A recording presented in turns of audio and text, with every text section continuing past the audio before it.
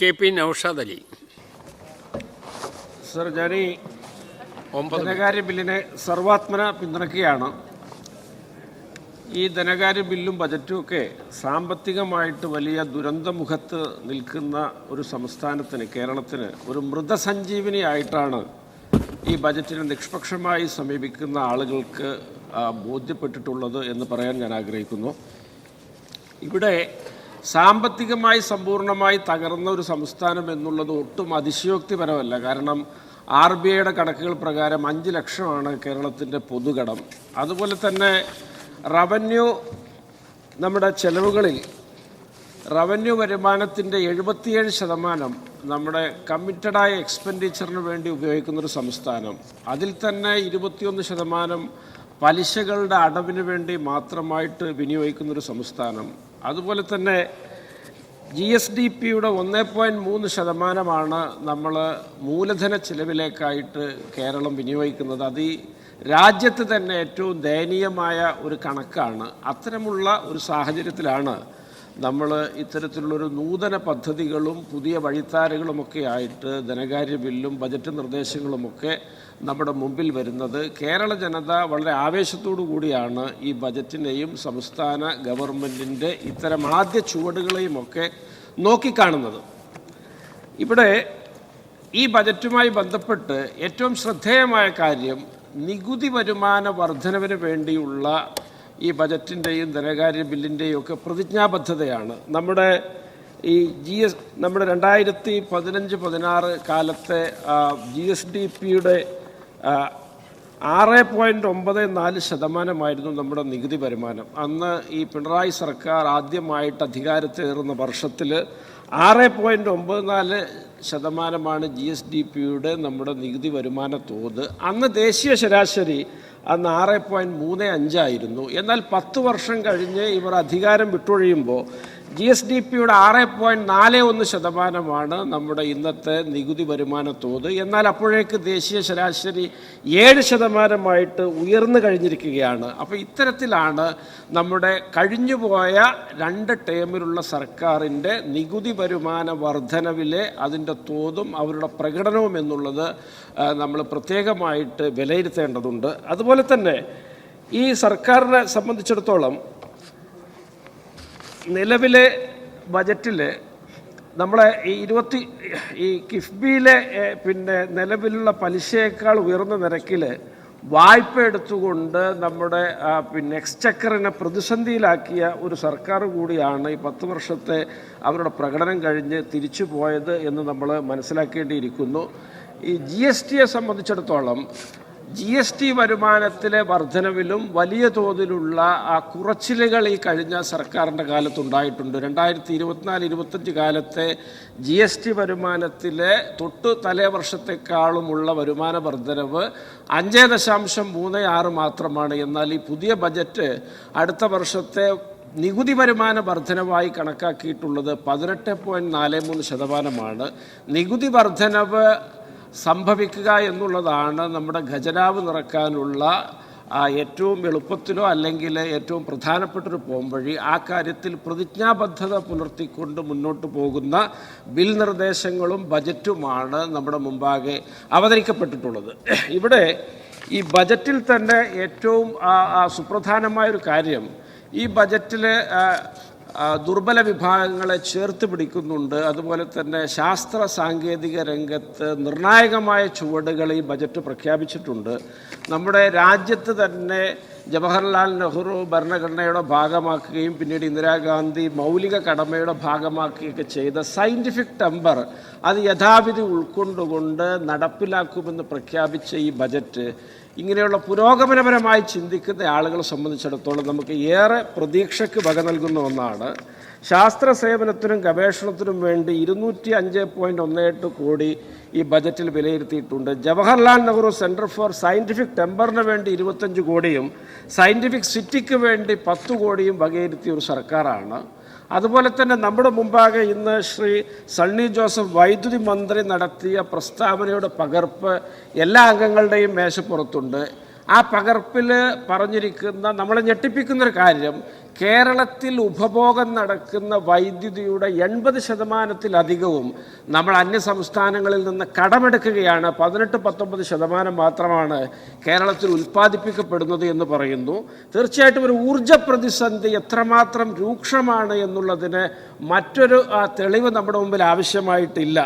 അവിടെയാണ് പുനരുപയോഗ ഊർജ സ്രോതസ്സുകളെ ഫലപ്രദമായിട്ട് ഗ്രീൻ അമോണിയയും ഗ്രീൻ മെത്തനോളും ഗ്രീൻ ഹൈഡ്രജനും ഒക്കെയാക്കി മാറ്റി ഒരു ഗ്രീൻ ഹൈഡ്രജൻ ഹബ്ബാക്കി കേരളത്തെ മാറ്റുക എന്ന വിപ്ലവകരമായൊരു പ്രഖ്യാപനമുള്ളത്. തീർച്ചയായിട്ടും ഇത് നമ്മുടെ നാളുകളുടെ കേരളത്തിലേക്കുള്ള വലിയ നമ്മുടെ മുന്നോട്ടുള്ള വലിയ ചുവടുവെപ്പിനുള്ള വാതായനങ്ങളാണ് തുറന്നു വെച്ചിട്ടുള്ളത് എന്നുള്ള കാര്യത്തിൽ തർക്കമില്ല. അതുപോലെ തന്നെ സംയോജിത പ്രാദേശിക വികസന ക്ലസ്റ്ററുകളിലൂടെയാണ് ആധുനിക കാലത്ത് പലയിടങ്ങളിലും വികസനമുണ്ടായിട്ടുള്ളത് എന്നുള്ളത് നമ്മളിവിടെ പകർത്തി വെച്ചിട്ടുണ്ട്. അവിടെ നമ്മുടെ സതേൺ കേരള എക്കണോമിക് കോറിഡോറുണ്ട്, അതുപോലെ തന്നെ കൊച്ചി ട്രിച്ചൂർ ആഭരണ ഇടനാഴിയുണ്ട്. അങ്ങനെ എല്ലാ പ്രാദേശിക സന്തുലിതത്വം പോലും പാലിച്ചുകൊണ്ട് വളരെ ദീർഘദർശിത്വത്തോടു കൂടി ഈ ബജറ്റിൽ അത്തരം നിർദ്ദേശങ്ങൾ ഉള്ളത് നമ്മളെ സംബന്ധിച്ചിടത്തോളം വലിയ പ്രതീക്ഷയ്ക്ക് വക നൽകുന്ന ഒന്നാണ്. സമാനമായിട്ട് നമ്മുടെ മാനുഷിക വിഭവശേഷി, പ്രത്യേകിച്ചും യുവാക്കളുടെ കർമ്മശേഷിയെ നമുക്ക് നഷ്ടപ്പെടാതെ ഇവിടെ തന്നെ നിലനിർത്താൻ ആവശ്യമായ വിധത്തിൽ വിദ്യാഭ്യാസത്തിലും തൊഴിലിലുമൊക്കെ പ്രത്യേക ശ്രദ്ധ നൽകിക്കൊണ്ട് വികസന പങ്കാളിത്തത്തിൽ അവർക്ക് അവസരങ്ങൾ നൽകിക്കൊണ്ട് നമ്മൾ പദ്ധതികൾ രൂപീകരിച്ചിട്ടുണ്ട്. ജെൻസികൾക്ക് വേണ്ടി റോബോട്ടിക്സും AI-യും ഇൻ്റർനെറ്റ് ഓഫ് സർവീസും മറ്റു മാർഗങ്ങളുമൊക്കെ ഡാറ്റ അനലിറ്റിക്സ് ഉൾപ്പെടെയുള്ള കാര്യങ്ങൾക്ക് പ്രത്യേക ഫണ്ട് നീക്കി വെച്ചത് തീർച്ചയായിട്ടും ഭാവിയിലേക്കുള്ള വലിയ കരുതലിനെ സൂചിപ്പിക്കുന്ന ഒന്നാണ് എന്ന് പറയാൻ ഞാൻ ആഗ്രഹിക്കുന്നു. നമ്മുടെ കേരള മോഡലിൻ്റെ അടിസ്ഥാന തത്വങ്ങളോടും നയങ്ങളോടും അതിൻ്റെ അന്തസ്സത്തയോടും നീതി പുലർത്തുന്നൊരു ബജറ്റ് കൂടിയാണിത്. കാരണം കേരള മോഡലാണ് നമുക്ക് രാഷ്ട്രീയ ഭേദമന്യേ നമ്മളെല്ലാവരും ഒരുമിച്ച് പ്രതിനിധീകരിക്കുകയും നമുക്കൊരുപാട് നേട്ടങ്ങൾ നൽകുകയും ചെയ്തത്. അതിലെ അധികാര വികേന്ദ്രീകരണം എന്ന ആശയം കേരള മോഡലിൻ്റെ ഭാഗമാണ്. അവിടെയാണ് കഴിഞ്ഞ 10 വർഷമായിട്ട് പ്രാദേശിക ഭരണകൂടങ്ങളോട് അവഗണന കാണിച്ച സർക്കാരിൻ്റെ സമീപനത്തിൽ നിന്ന് വ്യത്യസ്തമായിട്ട് സംസ്ഥാന ധനകാര്യ കമ്മീഷൻ്റെ പുതുക്കിയ പദ്ധതി വിഹിതത്തിൻ്റെ 28.5% 8655.45 കോടി രൂപ പ്രാദേശിക സർക്കാരുകൾക്ക് നീക്കിവെച്ചുകൊണ്ട് ഈ ബജറ്റിൽ അതുപോലെ ഈ ബില്ലിൽ നിർദ്ദേശങ്ങളുള്ളത്. തീർച്ചയായിട്ടും അധികാര വികേന്ദ്രീകരണത്തോടുള്ള വലിയ പ്രതിബദ്ധത കൂടി അത്തരത്തിൽ ഈ ബജറ്റും ബില്ലും ഉയർത്തിപ്പിടിക്കുന്നു എന്ന് നമ്മൾ പ്രത്യേകം ശ്രദ്ധിക്കേണ്ടതാണ്. സമാനമായിട്ട് ഇൻവെസ്റ്റ്മെൻറ്റ് കേരള സെല്ല് രൂപീകരിക്കുന്നു. ലോജിസ്റ്റിക്സും സാങ്കേതിക വിദ്യയും ഉൽപ്പാദനവും ഗവേഷണവും പ്രകൃതി വിഭവങ്ങളൊക്കെ ചേർന്ന ഏവിയേഷൻ ഹബ്ബ് നമ്മൾ മുന്നോട്ട് വെക്കുന്നു. എയറോ പാർക്കുണ്ട്, എയറോ സിറ്റിയുണ്ട്, വിമാനത്താവള കേന്ദ്രീകൃത സാമ്പത്തിക മേഖല എന്നൊരാശയം നമ്മൾ മുന്നോട്ട് വെക്കുന്നു. സമാനമായിട്ട് മിഷൻ സമുദ്ര എന്നത് നമുക്കൊരു ഗൃഹാതുരത്വത്തിൻ്റെ ഒരു തിരിച്ചുവരവ് കൂടിയാണ് എന്ന് പറയാൻ ഞാൻ ആഗ്രഹിക്കുന്നു. സമുദ്രങ്ങൾ, പുഴകൾ, ഉൾനാടൻ ജലപാതകൾ ഇതൊക്കെയായിരുന്നു പഴയ കാലത്തെ കേരളത്തിൻ്റെ തീരദേശങ്ങളിലെ അല്ലെങ്കിൽ ഇടനാട് വരെയുള്ള പ്രദേശങ്ങളിലെ പ്രധാനപ്പെട്ട വിനിമയ മാർഗങ്ങൾ. അതിവിടെ തിരിച്ചു വരികയാണ്. റോഡും റെയിലും ചേർത്തുകൊണ്ട് നമ്മൾ അതിനെ സമ്പൂർണ്ണമാക്കുകയാണ്. അവിടെ ഗ്രീൻഫീൽഡ് സിറ്റിയും മാരിടൈം എക്കോണമിയും അടക്കമുള്ള ഒരു സംവിധാനങ്ങളോടുകൂടി അത് പുനരവതരിക്കുമ്പോൾ അത് തീർച്ചയായിട്ടും കേരളത്തിന് പുതിയ വഴിത്താരകൾ വെട്ടിത്തുറക്കുകയാണ് എന്നുള്ള കാര്യത്തിൽ യാതൊരു തർക്കവുമില്ല. നമ്മളെ സംബന്ധിച്ചിടത്തോളം ബ്രാൻഡ് കേരള എന്ന ഒന്നുകൂടി നമ്മുടെ ഒരു ഗൃഹാതുരത്വത്തെ തൊട്ടുനിർത്തുന്ന ഒന്നാണ്. സുഗന്ധ വ്യഞ്ജനങ്ങളായാലും സമുദ്ര ഉൽപ്പന്നങ്ങളായാലും കശുവണ്ടി, കയർ, കൈത്തറി പോലെയുള്ള നമ്മുടെ പരമ്പരാഗത ഉൽപ്പന്നങ്ങളെയൊക്കെ പരിപോഷിപ്പിച്ചുകൊണ്ട് അതിനെ മുന്നോട്ട് വെക്കുന്ന ബ്രാൻഡ് കേരളയും ഇതോടുകൂടി നമ്മൾ ചേർത്ത് വായിക്കേണ്ടതാണ് എന്ന് ഞാൻ പറയാൻ ആഗ്രഹിക്കുന്നു. സ്നേഹിക്കയില്ല ഞാൻ നോവുമാത്മാവിനെ, സ്നേഹിച്ചിടാത്തൊരു തത്വശാസ്ത്രത്തെയും എന്ന കവിവാക്യത്തെ അടയാളപ്പെടുത്തുകയാണ്. പട്ടികജാതി മേഖലയ്ക്ക് 527.868 കോടി, പട്ടികവർഗ മേഖലയ്ക്ക് 152.52 കോടി, മത്സ്യബന്ധന മേഖലയ്ക്ക് 50 കോടിയൊക്കെ നീക്കിവെച്ചുകൊണ്ടുള്ള നമ്മുടെ ബജറ്റും ബിൽ നിർദ്ദേശങ്ങളും എന്ന് പറയാതെ വയ്യ. തീർച്ചയായിട്ടും ഇവിടെ ഒരുപാട് ജനോപകാരപ്രദമായ പാവപ്പെട്ടവരുടെ കണ്ണീരൊപ്പിയ പദ്ധതികൾ തിരിച്ചു വരികയാണ്. കാരുണ്യ ബെനവലൻ്റ് ഫണ്ട് തിരിച്ചു വരുന്നു. ശ്രുതി തരംഗവും സ്നേഹപൂർവവും സ്നേഹസ്പർശവും സ്നേഹ സാന്ത്വനവും ആശ്വാസകിരണവും വയോമിത്രവും സുഹൃതവും താലോലവും ക്യാൻസർ സുരക്ഷകളുമൊക്കെ തിരിച്ചു വരുന്ന ഒരു അന്തരീക്ഷം വീണ്ടും ഈ ബജറ്റും ഈ നിർദ്ദേശങ്ങളൊക്കെ ഇവിടെ സംജാതമാക്കിയിരിക്കുകയാണ്. ഇവിടെ പ്രഖ്യാപിതമായ കേരള മോഡലിൻ്റെ അന്തസത്തയോട് പൂർണ്ണമായി നീതി പുലർത്തിക്കൊണ്ട് പുതിയ കാലഘട്ടത്തിലെ സാധ്യതകൾ പ്രയോജനപ്പെടുത്തിക്കൊണ്ട് കേരളത്തിൻ്റെ അടിസ്ഥാന വിഭവങ്ങളെ പരമാവധി നാളുകളിലേക്കുള്ള മുന്നേറ്റത്തിന് ഉപയുക്തമാക്കും വിധമുള്ള നീക്കങ്ങൾ ഈ ബജറ്റിൽ കാണാം. പലപ്പോഴും കേരളം നമ്മുടെ പരസ്യവാചകത്തിൽ പറയും പോലെ സ്വർണം വീട്ടിൽ വെച്ചിട്ട് എന്തിനാ നാട്ടിൽ തേടി നടപ്പൂ എന്നുള്ള മട്ടിലാണ് കേരളത്തിൻ്റെ പോക്ക്. നമ്മളെ സംബന്ധിച്ചിടത്തോളം വലിയ തോതിലുള്ള വികസന മുന്നേറ്റങ്ങൾക്ക് ആവശ്യമായ ധാതു ലഭ്യത നമ്മളിൽ തന്നെ ഉണ്ട് എന്നിരിക്കെ, നമ്മുടെ സംസ്ഥാനത്ത് തന്നെ സുലഭമാണ് എന്നിരിക്കെ നമ്മൾ വലിയ വറുതിയുടെ വഴികളിലൂടെ ബോധപൂർവം സഞ്ചരിക്കുകയാണ്.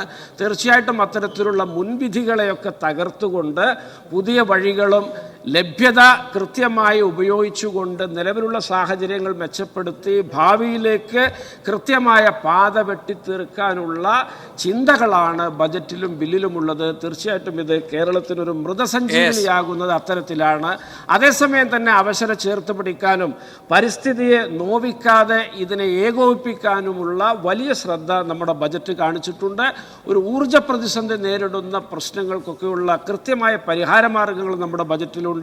പ്രവാസികളെ ചേർത്ത് പിടിച്ചിട്ടുണ്ട്, വയോജനങ്ങളെ ചേർത്ത് പിടിച്ചിട്ടുണ്ട്, യുവാക്കളെയും ജൻസികളെയും പ്രത്യേകമായിട്ട് ഈ ബജറ്റ് നിരീക്ഷിച്ചിട്ടുണ്ട്. അവരെ കൂട്ടിച്ചേർത്ത് മുന്നോട്ട് പോകാനുള്ള നയങ്ങൾ ഇതിൻ്റെ ഭാഗമായിട്ട് ആവിഷ്കരിച്ചിട്ടുണ്ട്. തീർച്ചയായിട്ടും ഇത് വലിയൊരു നേട്ടമാണ്. അതുകൊണ്ട് തന്നെ ഈ ധനകാര്യ ബില്ലിനെ പിന്തുണക്കേണ്ടതും അംഗീകരിക്കേണ്ടതും ബജറ്റിനെ പ്രോത്സാഹിപ്പിക്കേണ്ടതും അതിനോടൊപ്പം നിൽക്കേണ്ടതും കേരളത്തിൻ്റെ മുഴുവൻ ബാധ്യതയാണ് എന്ന് ഞാൻ മനസ്സിലാക്കുന്നു, പറയാൻ ആഗ്രഹിക്കുന്നു. ഒരിക്കൽ കൂടി ഈ ധനകാര്യ ബില്ലിനെ സമ്പൂർണ്ണമായിട്ട് പിന്തുണക്കുന്നു എന്ന് അറിയിക്കുന്നു. നന്ദി.